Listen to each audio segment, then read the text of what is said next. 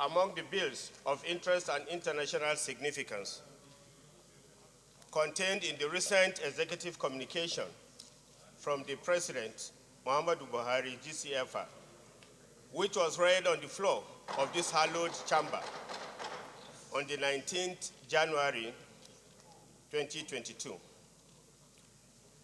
Empirical evidence showed that one of the major causes of the inability of successfully prosecute successfully criminal cases in our courts is the lack of witnesses. Many of them face intimidation and threats, just as prosecutors most times do not have the funds and management framework to safely bring witnesses to testify in court. The passage of this bill into law will fill this gap, as well as fulfill some of the country's international commitments to various conventions and protocols, like the United Nations Convention Against Corruption, UNCAC, amongst others. A witness protection and management bill and whistleblower bill were initially considered as co-joined in a single bill by the 8th National Assembly and passed in 2017. But following a technical stakeholders roundtable comprising of representatives of relevant criminal justice system operators, it was resolved that both bills be unbundled in order to allow law enforcers or law enforcement agencies currently running witness protection programs continue in that wise. This necessitates the separation of the two bills and accordingly paves the way for witness protection programs across the broad spectrum of law enforcement agencies, thereby discouraging duplicity and multiplicity of agencies.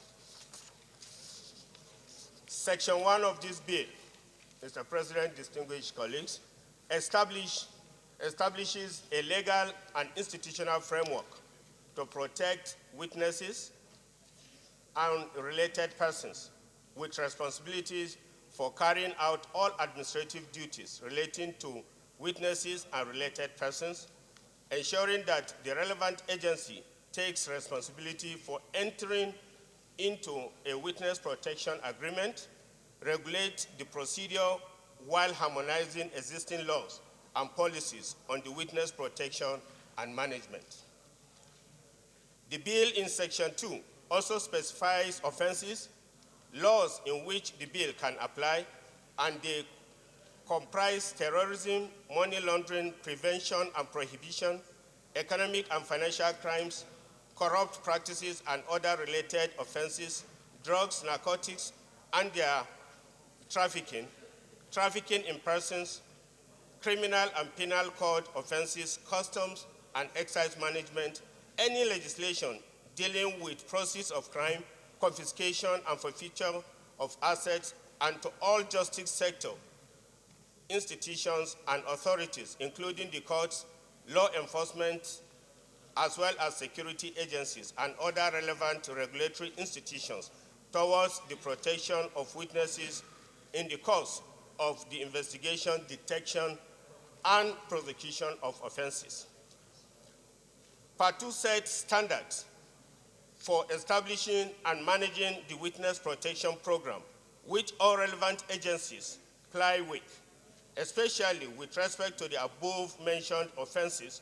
Section 3 mandates all public institutions having responsibility under their laws of investigating and prosecuting offenses under any law to establish a witness protection and management program. This part further provides for rights, duties, privileges, and obligations of other bodies, such as courts, lawyers, parent, guardian in relation to witness protection and management. Part 3 provides for protection, such as allowing a witness to establish a new identity or restore a former witness's original identity by an application from a relevant agency made to the court. For a new entry in the birth, marriage, or death registry, and issuance of a certificate, as the case may be. This is critical to the protection of witnesses' identity. Part 4 mandates relevant agencies to designate a witness protection office at each of their branch offices to enable the adoption and management of witness protection program, as practicable as possible. Mr. President, distinguished colleagues, Part 5 establishes a witness protection fund, which is to be managed and controlled by the relevant agencies, and such fund includes monies appropriated by the National Assembly for payment into the protection fund, which shall amount to at least 50% of the total estimated expenditure of the protection fund, monies approved by the President or witness protection programs, monies accruing to the protection fund from any fund or account established by an act for the lodgement of the proceeds of confiscation and forfeited assets. Other sources include a percentage of the total amount recovered by the government as a direct result of information provided by the protected person, subventions, grants, aids, and donations from federal or state governments. Mr. President, distinguished colleagues, the passage of this bill, as requested by President Muhammadu Buhari, GCFR, will certainly improve the efficiency of law enforcement agencies and encourage more witnesses and litigants to safely step forward and enable Nigeria meet its international commitments. I therefore urge my colleagues to please support this bill because of its international ramifications, and for us to be seen to be serious in fighting this anti-corruption war. Thank you very much. Our partners and our world partners in the fight against corruption request that Nigeria comply by getting certain bills, named that witness protection, whistleblower, and the process of crime passed so that we can meet with the requirements of United Nations Convention against corruption. Mr. President, this is the way it should be. But I want to say that while I have nothing against this bill and this second, I agree that we have to be timelessly, and expeditiously handled. I want to say that the executive should, because this bill was passed in its assembly, I'm of the opinion that the executive should assent to bills passed by the National Assembly. If they have issues, they come for amendment. Because we passed this bill, now that just why it was delayed is just to separate them. The kind of money we have put into the exercise and all the efforts have done amounts to nothing, just because that want to separate them. That was the only thing that stopped this bill from being signed in its assembly. And having said that much, I want to say that if we pass this one, let us not wait until other people will bring another excuse before that bill is not passed and not assented to, and we went for the 10th assembly. I'm not saying that the National Assembly is bereft of works to be done by successive assemblies, but I should say that anyone we conclude, let the executive back us to get that one done with. If they have issues, they can come back for amendment. It's always accepted, and that is the only way we can get this done here and done with them fastly. Thank you, Mr. President. I support that this this will be read and committed to the committee for proper legislative duties. Thank you so much. Which criminalizes certain acts relating to false and misleading unlawful disclosures forced representation, and unauthorized access to a witness. More importantly, Mr. President, this will be in conformity with international requirements, and it will further place our country as a country where there's transparency and war against corrupt practices. Well, corruption is a global problem, Mr. President, we must emphasize. It is a global problem because today there is a global economic recession. The more reason why quite a number of people can be tempted to go into corruption. But once the laws are put in place, everybody is careful and everybody is afraid of running foul of the law. I hold the view, Mr. President, and I'm delighted to say that this bill is equally interwoven with the Whistleblower Act, bill, which is, I'm told is coming up tomorrow. All these bills are needed and they are good for our country. The more we have the laws in place, which keeps everybody to be on guard, the more reason why it will be difficult for people to easily fall into corrupt practices. I submit, Mr. President, that this bill should be supported because it meets the aspiration of Nigerians, especially the downtrodden people. One, there are enough resources, government will be able to take care of the needs of those who are still below the ladder. And I think more importantly, the fact that it is part of requirement for the war against corruption globally. And in passing this bill, we'll be meeting global standards in the war against corruption. And I commend the ruling party, our party, for continuing the struggle against corruption. It's nothing new, it's a global problem, but the more reason why we must rise to curtailing our nation. I so submit, Mr. President. Is anybody against the bill? Oh, Senator Alero, you want to speak?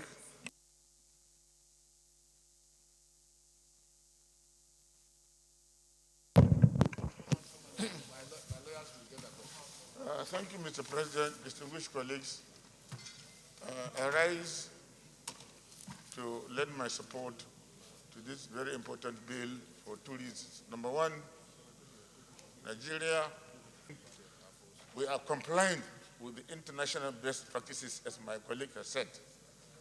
War against corruption is a global phenomenon, and no country can do it alone. And for that reason, there is need for internationalizing war against corruption. Secondly, Mr. President, Nigeria is considered to have a very weak law on war against corruption. And this law will obviously strengthen our existing laws on corruption.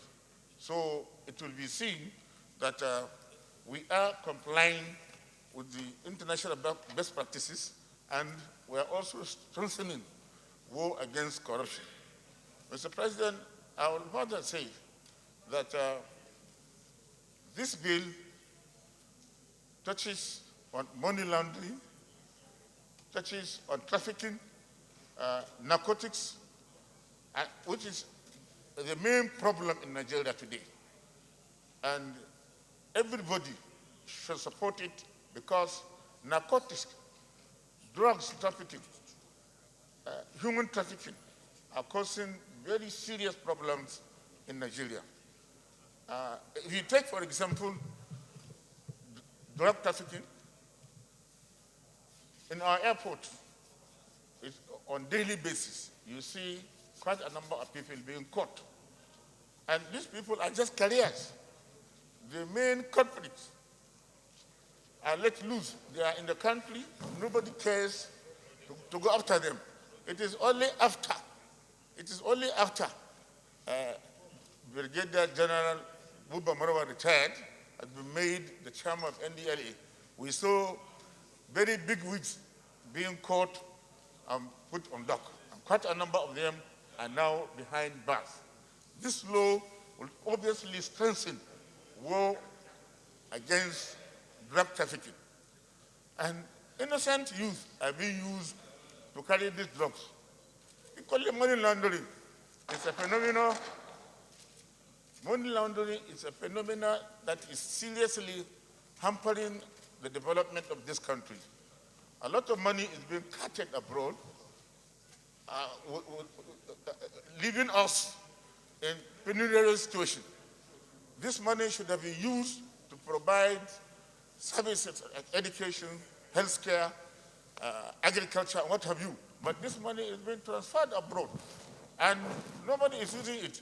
So this law will strengthen war against money laundering, and it will compel all those that stole money to bring it back to our country for use, to provide services in our country. Mr. President, I commend the mover of this bill, and I urge all my colleagues to support it. It is a piece of legislation that will enhance Nigeria's international stature globally. Thank you very much. Is anybody against the bill? And for other related matters, there with 2022 second reading taken, and the bill is referred to the Committee on Judiciary, Human Rights and Legal Matters, and Anti-Corruption and Financial Crimes to report back within 4 weeks. Leader of the Senate.